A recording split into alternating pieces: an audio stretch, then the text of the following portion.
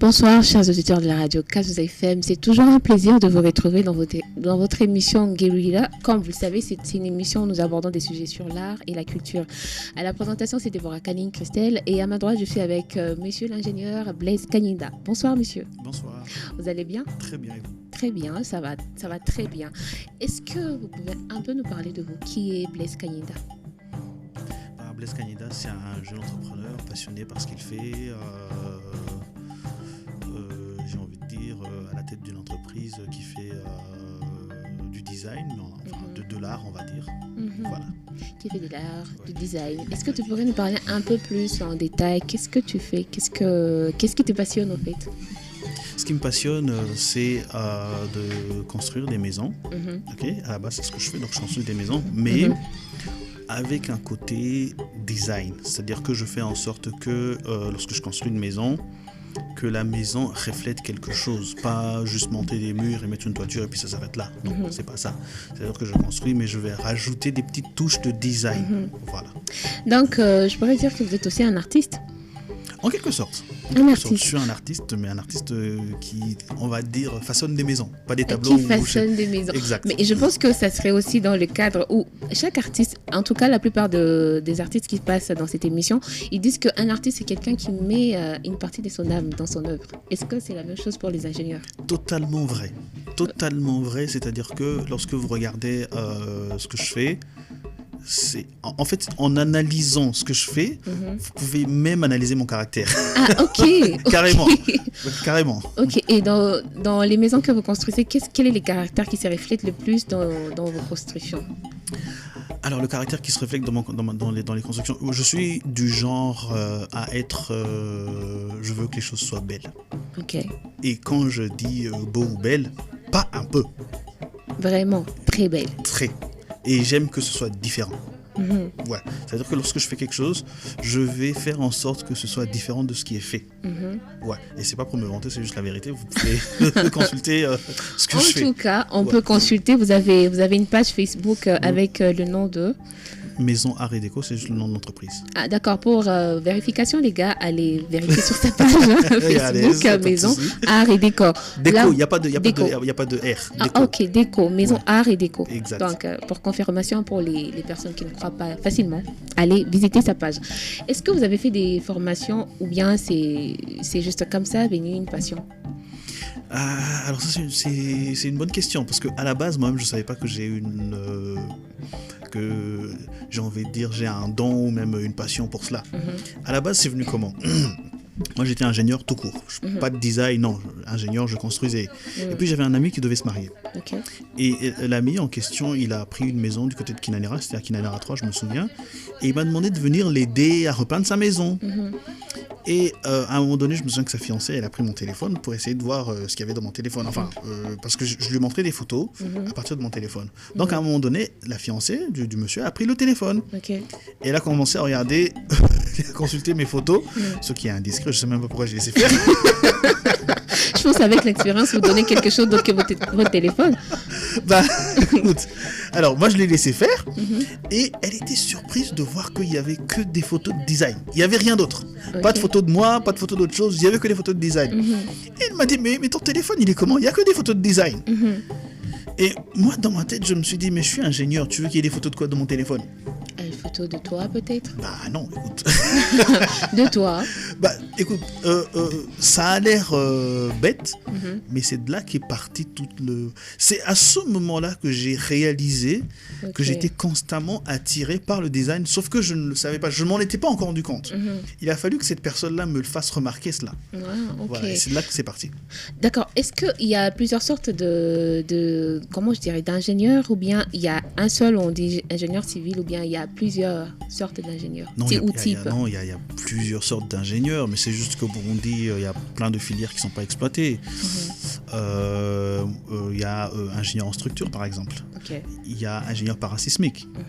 Il y a ingénieur en assainissement des eaux. Ça veut dire tout ce qui... Quand il pleut sur Bujumbura, vous avez vu ce qui se passe. Oui. Il y a des ingénieurs qui sont chargés de faire ça. D'accord. Donc, il y a plusieurs sortes d'ingénieurs. Et vous, pourquoi vous avez choisi de faire les designs? Ingénieur, plus précisément en design? Non, à la base, moi, je suis ingénieur. En fait, le problème qu'on a au Burundi, c'est que nous avons, à l'université, nous suivons des cours un peu généralistes. Ça veut dire qu'au Burundi, il n'y a pas d'ingénieur parasismique, il n'y a pas d'ingénieur en ceci, ingénieur en cela. Nous sommes ingénieurs tout court. Pour faire ces filières-là, il faut aller à l'étranger. Donc, moi, je suis ingénieur tout court. Mais à la question de savoir pourquoi j'ai choisi de faire du design, c'est tout simplement par passion. Par passion. Par passion. Vous êtes passionné par la beauté? Au point que ça devient un problème même. En tout cas, moi, j'aimerais visiter votre maison. Est-ce que c'est possible? Pour la petite anecdote, quand vous dites que vous voulez visiter ma maison, bon, elle n'est pas très belle, mais la petite anecdote, c'est que moi, je suis très à cheval sur le design, enfin sur la déco de ma maison, plus que ma femme. Ah, d'accord. Alors qu'en règle générale, c'est l'affaire des femmes. Oui. Ouais, c'est vrai. Je pense que c'est un truc qui est devenu comme une seconde nature chez vous. Exactement. C'est comme je vous l'ai dit, à la base, c'est un trait de caractère. Ça veut dire que moi, j'aime ce qui est beau. Ah, d'accord. Que ce soit dans mon style vestimentaire, que ce soit, je lis pas pour les autres, c'est pour oui, moi-même. Oui. Après que X ou Y n'aime pas, c'est pas mon problème. Moi, je trouve que c'est beau. En tout cas, voilà. On aimerait, en tout cas, les gars, n'oubliez pas d'aller visiter sa page pour remarquer les choses belles qu'il est en train de faire là-bas. Pour une autre question, comment conciliez-vous le principe de l'ingénierie avec la créativité artistique dans vos projets? Alors, moi, en tant qu'ingénieur, c'est facile. Là où ça devient compliqué, c'est quand il faut faire comprendre ça à un client. Là, c'est une autre paire de manches. C'est une autre paire de manches. C'est-à-dire que... Mais au Burundi, les mentalités évoluent. C'est-à-dire qu'il y a quelques années, les gens ne voyageaient pas beaucoup. Il y a quelques années, on n'avait pas forcément Internet. Donc, on était un peu dans notre mentalité. Une maison, c'est je monte des murs, je mets la toiture, fini. Mais aujourd'hui, avec l'avènement d'Internet, les gens voient ce qui se fait à l'étranger. Les gens ont des enfants qui vont étudier en France, aux États-Unis et qui reviennent, qui disent papa, ta maison là, bah écoute, il faut quand même qu'on la... faut changer là. Et donc aujourd'hui, ça devient plus facile de faire comprendre aux gens que une maison, c'est d'abord un cadre de vie. Et qui dit cadre de vie, dit espace qui doit être harmonieux, qui doit vous permettre de vous épanouir. Et donc, pour s'épanouir, il faut que ce soit beau. On ne va pas s'épanouir dans un taudis qui ressemble à rien du tout. J'espère qu'au-delà de faire qu'une maison soit belle, vous la mettez aussi en sécurité.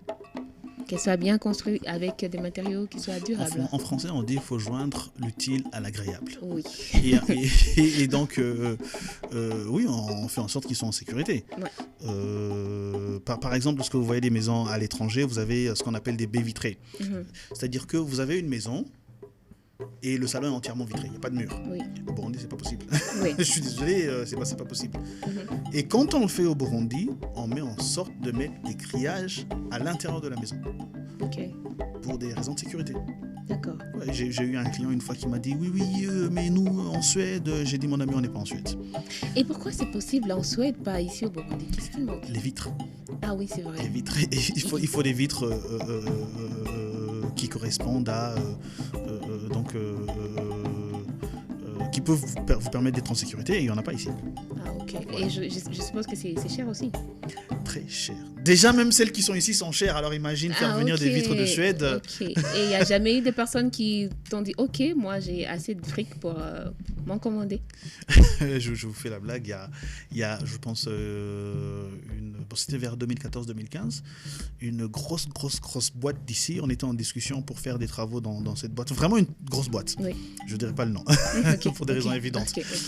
Et on propose un certain nombre de vitres. La boîte nous dit, mais écoutez, nous avons un nom dans... Et on dit, bon d'accord, ok, si vous voulez mieux que ça, on va commander des vitres en Afrique du Sud. On contacte un fournisseur en Afrique du Sud, il nous envoie une facture pro forma et nous on donne à l'entreprise en question ici au Burundi la facture pro forma. Ils nous ont dit, bon écoutez, on va laisser tomber, on va partir. Je crois que c'était beaucoup plus... Bah oui, forcément. Pour une entreprise qui se disait être connue. Oui, vous pouvez être connu, ça ne veut pas dire que vous voulez forcément mettre des millions dans des vitres. C'est ça le problème en fait. En tout cas, ce n'est pas dans les styles, c'est beaucoup plus dans la beauté, c'est pas dans les styles où c'est une question de protection. Les baies vitrées. Non, c'est plus une question d'esthétique. Exact. Ok, est-ce que pour un ingénieur, est-ce qu'il faudrait avoir des aptitudes des dessins? Parce qu'on voit bien que vous faites des dessins et souvent vous les faites à la machine. Ouais. Est-ce que tous les ingénieurs savent dessiner ou bien vous apprenez comment dessiner? Parce que je n'imagine pas que vous avez eu ces talents de votre jeune âge. Si, moi je dessinais plus jeune. Ah, ok. Mais je dessinais juste comme ça, c'était mon passe-temps. J'aimais bien. Et j'ai gardé mes dessins en fait d'ailleurs. Donc, voilà la petite blague. Vous êtes aussi, je pourrais dire entre parenthèses, vous êtes aussi peintre. Non. Peintre, c'est un peu costaud. Moi, je prenais des papiers, un bout de crayon, et puis voilà, je griffonnais quelques trucs. Mais pour être un peu plus sérieux, voilà. Qui dit ingénieur dit forcément art. Ça veut dire que l'ingénieur doit s'imaginer des choses. L'ingénieur, il va s'imaginer des formes. Par exemple, l'ingénieur peut prendre quelque chose de banal. Il va prendre par exemple ce micro. Il va se dire, voilà, il faudrait refaire je prends un exemple, il faudrait refaire le design du studio d'enregistrement de Casoza FM. Et je vais prendre le micro, ok, et je vais dessiner un design qui s'inspire de ce micro. Ok. Donc c'est ça, c'est de l'art. Il faut s'imaginer, il faut prendre en fait des objets du quotidien et les faire sortir de ce cadre-là pour les utiliser dans le design. En tout cas, je comprends que vous repoussez un peu les limites. Vous allez un peu dans les trucs inimaginables parce qu'il y a des dessins ou bien il y a même des plans de maisons qui sont un peu folles. Écoutez, j'ai presque envie de dire, c'est pour ça que on me cherche. Non, écoutez, soyons sérieux. Vous n'allez pas payer un ingénieur si il vous propose ce que vous-même vous êtes capable de faire. Oui. Si vous payez un ingénieur, c'est qu'il vous propose quelque chose que auquel vous n'auriez jamais pensé. Bah, c'est ça.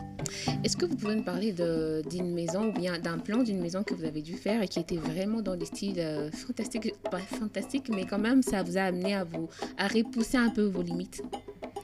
Oula. Il y en a plein, hein, mais après... Donc c'est au quotidien. Bah oui, parce que quand il faut construire une maison, on commence par le plan. Donc on commence par là.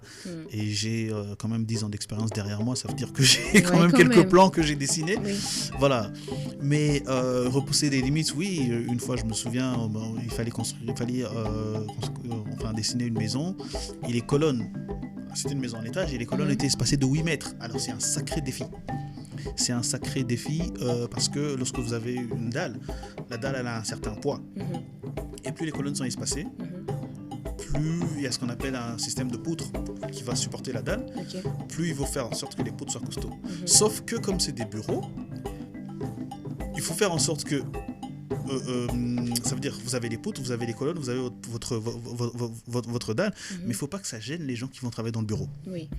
Donc c'est tout un tas d'éléments avec lesquels il faut jongler. Voilà. Ok. En tout cas, j'imagine que comment ça se passe, hein, les processus de création pour faire un plan. Comment ça se passe? Le processus de création pour faire un plan. La première chose, c'est que vous demandez au client quelles sont ses attentes. En règle générale, par exemple, pour une maison d'habitation, je prends l'exemple d'une maison d'habitation parce que c'est le cas le plus commun ici au Burundi. Oui. Le client va vous dire, voilà, moi je voudrais 4 chambres, je voudrais un salon, je voudrais une salle à manger, je voudrais une terrasse de séjour qu'on appelle ici Barza, je voudrais une terrasse de service, donc Barza arrière, je voudrais toutes les dépendances extérieures, ça veut dire tout ce qui est boirie, tout ce qui est cuisine extérieure et ainsi de suite, voilà. 3-4 places de parking et un jardin. Ok. Vous dites au client, là maintenant c'est moi l'ingénieur qui répond au client. Ça veut dire le client m'a dit ce qu'il veut. Moi maintenant l'ingénieur, je dis au client, d'accord, vous voulez tout cela, mais vous avez une parcelle de quelle surface? Et le client va vous dire, j'ai 3 arts, j'ai 4 arts. En fonction de la surface de la parcelle, déjà vous allez dire, monsieur, si vous avez 3 arts, c'est pas possible. Faut revoir à la baisse. Voilà. Mais ensuite, s'il dispose de la surface nécessaire, vous allez lui dire, d'accord, vous disposez de quel budget? Parce que si vous avez un budget, on va dire, c'est un exemple de 100 millions et que vous voulez tout ça, je vais lui dire, monsieur, c'est pas possible. Ok. Maintenant, s'il dispose de la surface nécessaire et il dispose du budget nécessaire, alors là maintenant vient le processus j'ai envie de dire, de création, ou d'imagination. Ça veut dire que moi maintenant, l'ingénieur, je vais me dire, ok, il veut tout cela, quel style je vais donner à la maison? Et là, il y a plusieurs types, il y a plusieurs styles. Ici au Burundi, il y a des styles qu'on appelle gaseke wouye. Ça veut dire que vous avez une style avec toiture apparente. Ok, un style avec toiture apparente. Ou il y a un autre style qu'on appelle toiture cachée. Enfin, il y a plein de styles. Vous allez penser aux textures de la maison. Est-ce que sur ça veut dire les façades ou surtout sur la façade principale, parce que c'est celle qui doit être la plus belle, vous allez dire est-ce que je vais jouer uniquement sur la peinture, est-ce que je vais mixer la peinture avec des pierres, ou est-ce que je vais mixer la peinture avec du carrelage pour les façades, et ainsi de suite. Vous allez jouer sur les couleurs des vitres. Vous avez des vitres transparentes, vous avez des vitres bleues, vous avez des vitres marron, vous avez des vitres noires. Donc vous allez jouer sur tout cela pour lui donner quelque chose qui est joli. Ok. Voilà. Et quels sont les défis que vous rencontrez le plus souvent lorsque vous combinez l'ingénierie, l'art dans vos réalisations? Je pense qu'on veut dire le premier défi, c'est de faire comprendre aux gens la nécessité de ces choses. On a l'impression que les gens sont un peu difficiles à comprendre, à saisir les choses. C'est pas forcément que les gens sont difficiles, c'est que ça entraîne des coûts additionnels. Ok. Je vais vous donner par exemple un exemple. Lorsque vous voulez une cuisine au Burundi, ça va vous coûter peut-être 3 millions, quelque chose comme ça. Mais si vous voulez une belle cuisine, là, la facture va monter jusqu'à 20 millions. Okay. Je veux dire le top niveau, vraiment une belle cuisine. Les cuisines, on appelle les cuisines modernes, c'est ça? En fait, on appelle ça un peu... ça veut dire que vous avez une cuisine ouverte, qui donne sur le salon et la salle à manger. Ça veut dire qu'à partir du salon, vous avez accès à la cuisine.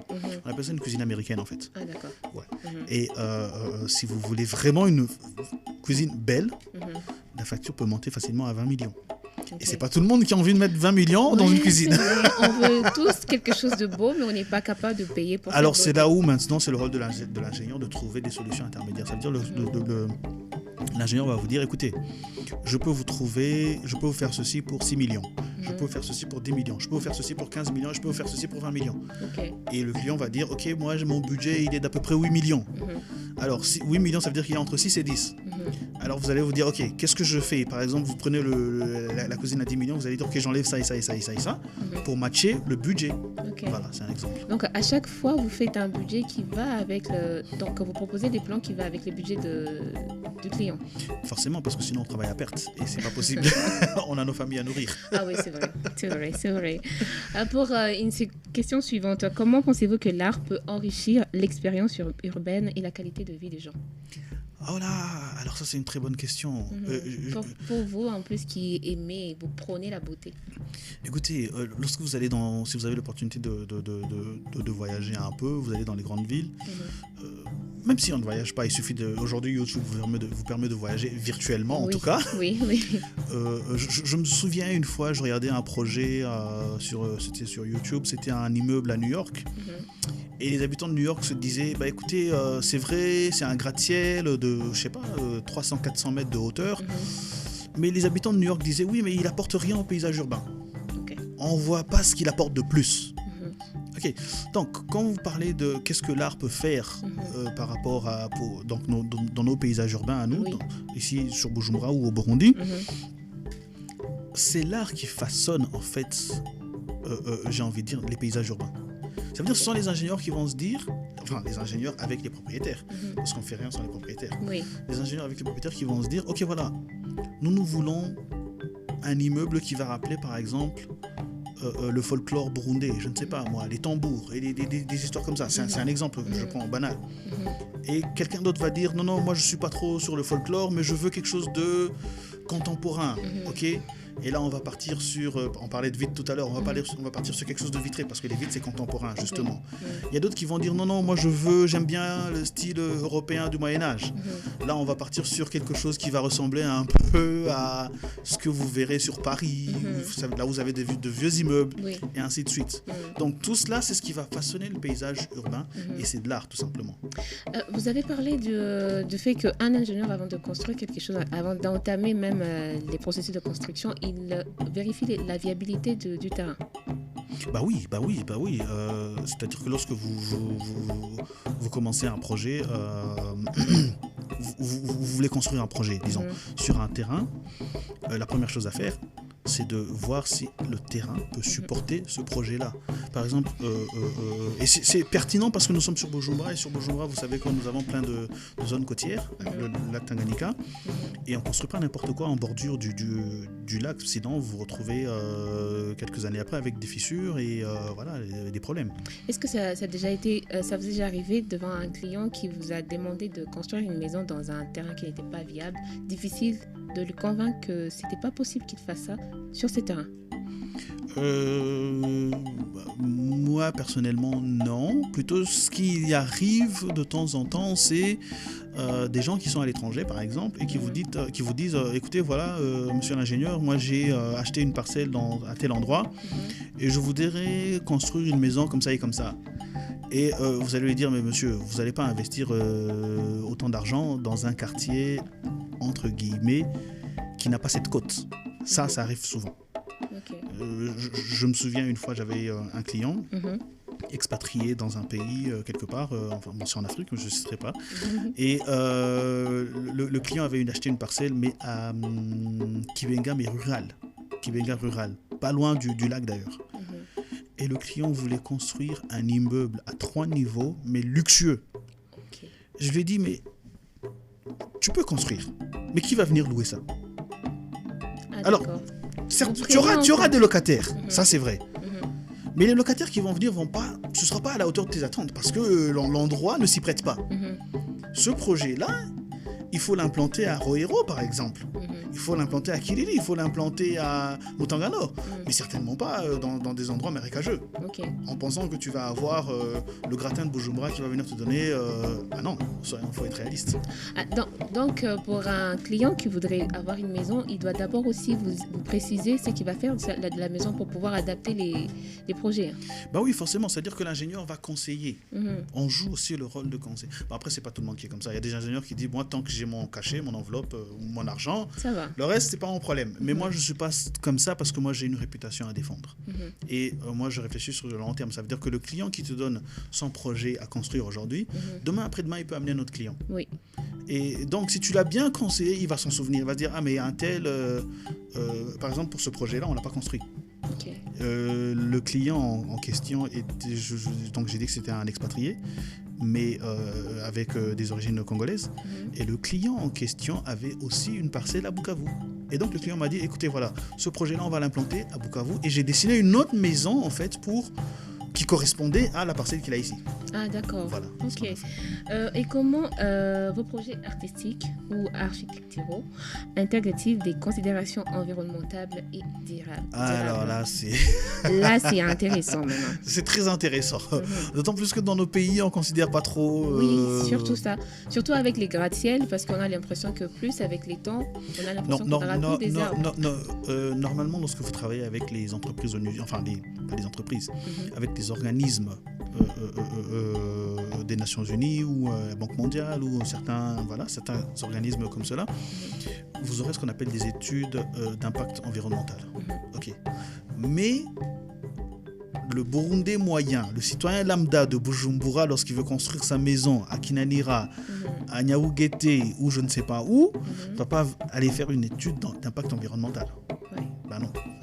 Il n'en a pas les moyens. Donc, voilà. Il faudrait qu'il ait des moyens pour qu'on le fasse. Pour que ce soit... En fait, globalement, pour que ce soit fait, il faudrait d'abord que la législation l'impose. Ah, okay. Il faudrait que ce soit inscrit dans la loi. Or, là maintenant, ce n'est pas inscrit dans la loi. Ça veut dire que, écoutez, qu'on le veuille ou non, nous sommes un peu capitalistes. Je ne vais pas aller dépenser de l'argent si ce n'est pas obligatoire. Ouais, je comprends. Voilà. Je comprends. Et comment communiquez-vous avec les aspects artistiques de vos projets aux parties prenantes et au grand public?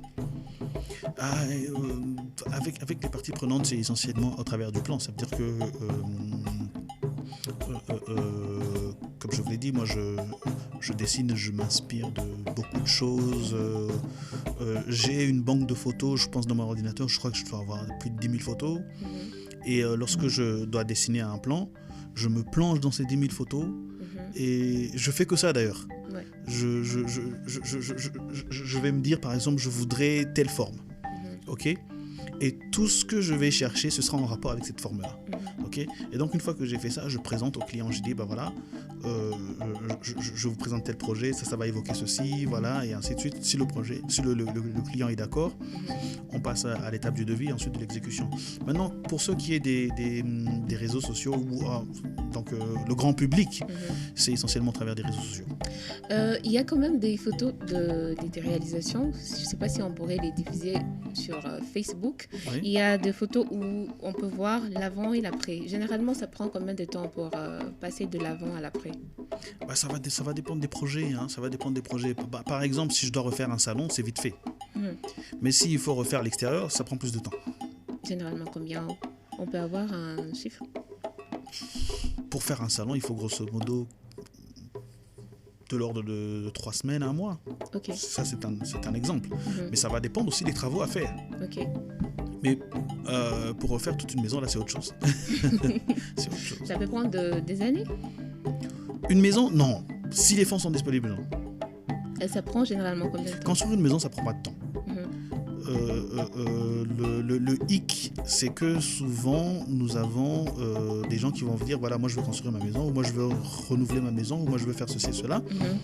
Mais il va vous dire moi je dispose de 50 millions là quelque part, mais pour le reste on va voir. Donc vous allez travailler avec les 50 millions et puis vous allez attendre pendant 4, 5, 6 mois, une année, le temps qu'il se refasse encore un peu d'argent. Voilà. C'est intéressant. Et comment collaborez-vous avec des artistes ou d'autres professionnels créatifs pour réaliser des projets combinant l'ingénierie et l'art? Alors, comment je travaille avec les artistes? Est-ce que vous avez déjà fait intervenir un artiste qui est dans les styles, je dirais, un dessinateur? Oui, plusieurs fois, mais là, c'est plus... ça veut dire que lorsque j'ai Par exemple, on parlait de salon tout à l'heure, lorsque je refais un salon, très souvent, moi, je vais intégrer des tableaux qui ne sont pas payés. Souvent, ces tableaux-là ne seront pas payés par le propriétaire de la maison. C'est moi qui le fais parce que je vois la nécessité, mais en même temps, je sais bien que le propriétaire de la maison, lui, ne va pas comprendre. Donc, vous êtes aussi ingénieur et décorateur intérieur, c'est ça? Oui, mais j'aime pas l'appellation. On va dire que j'aime pas le dire parce que les gens vous réduisent à décorateur d'intérieur alors qu'à la base moi je suis ingénieur, je suis pas décorateur d'intérieur. Ouais. Mais en tout cas les travaux que vous faites c'est pour c'est aussi dans la décoration intérieure. Oui. En fait ce qui se passe c'est quoi? C'est que très souvent moi les gens pensent que je suis décorateur d'intérieur et la raison c'est laquelle? C'est que quand j'ai commencé, quand je me suis lancé dans l'entrepreneuriat, personne ne me connaissait. Et donc tu vas pas aller voir des gens pour leur dire voilà toi tu es ingénieur, les gens vont dire mais monsieur toi on te connaît pas. Alors j'ai fait ce que je pouvais faire à l'époque et ce que je pouvais faire c'était le design intérieur, donc j'ai commencé par là pour me faire connaître et quand j'ai commencé à être connu j'ai changé. Ça veut dire que maintenant je fais plus de construction que de design intérieur en fait. D'accord, intéressant. Et parmi tous les ingénieurs que nous connaissons et qui sont en ville de Bujumbura, qu'est-ce qui te différencie des autres? Quelle serait ta particularité? Mon style. Et je pense que tout le monde peut vous dire que moi j'ai un style résolument, j'ai envie de dire... Ok, je vais vous donner une phrase qui résume bien mon style. C'est un designer, c'est pas moi qui ai donné cette phrase, c'est un designer qui a fait ça, qui a donné cette phrase. Il a dit ceci: il y a 3 réactions possibles à un design. La première c'est oui, c'est bien. La deuxième c'est non, c'est pas beau du tout. Et la troisième c'est waouh, impeccable. La réaction que moi je cherche c'est waouh, toujours. J'imagine que la réaction pour la personne pour qui cette maison il était les propriétaires, c'était waouh. C'est ce que je cherche. Il faut que ce soit waouh. En tout cas, c'est waouh, c'est beau. Merci, j'en suis flattée. C'est beau.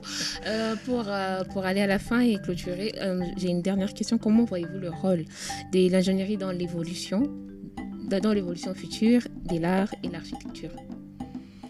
L'ingénierie dans... En tout cas, c'est beau. On n'a pas l'impression que c'était au Burundi. Merci. C'est l'effet recherché. C'est l'effet recherché. Alors, donc, le rôle de l'ingénierie dans l'évolution de l'art et de l'architecture, oui.